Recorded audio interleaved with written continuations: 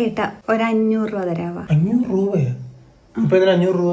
അത് പിന്നെ അനിയത്തിയുടെ കൊച്ചിന് എന്തെങ്കിലും വാങ്ങിച്ചു കൊടുക്കാൻ. 500 രൂപ കുറഞ്ഞൊന്നും മേടിക്കാൻ പറ്റത്തില്ലേ? 100 രൂപ ഒന്നും കിട്ടത്തില്ലേ? 100 രൂപക്കൊക്കെ എന്ത് കിട്ടാനേട്ടാ? അതല്ലേ 2 മാസം മുന്നേ ഒരു 500 രൂപ നീ മേടിച്ചായിരുന്നല്ലേ? അതെന്ത് തീർത്താ? അതിനെ കണക്കൊന്നും നീ പറഞ്ഞില്ലല്ലോ. അല്ലേട്ടാ, അത് ഏട്ടൻ തന്നെ എന്റെ അടുത്ത് ഒരു പ്രാവശ്യം 200 മേടിച്ച് പിന്നെ എന്തോ കാര്യത്തിനൊക്കെ അതൊക്കെ എഴുതി വെച്ചിട്ടുണ്ടോ? നീ എഴുതി വെച്ചിട്ടുണ്ടോ? എഴുതി വെക്കണം. വളരെ കഷ്ടപ്പെട്ടുണ്ടാക്കണ കാശാണ് 500 രൂപ. അങ്ങോട്ട് ചോദിച്ചൊക്കെ 500 രൂപ വെച്ച് 2 മാസം മുന്നേ 500 കൊടുത്തതാണ്. അതിനൊരു കണക്കുമില്ല നോക്ക്.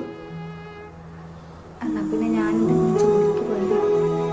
ജോലിക്കും പോകാനുള്ളൊരു കോപ്പിനും പോണില്ല. നീ ജോലിക്കും ഇവിടുത്തെ കാര്യം നോക്കൂടി. അമ്മ ഒറ്റക്കല്ലേ ചെയ്തോട്ടെ എന്നാ നടക്കല്ല കേട്ടാ. ചുമ്മാതെ അല്ല നിന്നെ കെട്ടിക്കൊണ്ടു വന്നിരിക്കണത്. ഇവിടുത്തെ പണി മൊത്തം ചെയ്യാൻ കെട്ടിക്കൊണ്ടു വന്നിരിക്കണത്. അവിടെ വേറെ പണിക്ക് പോയിക്കോട്ടെ എന്നാ.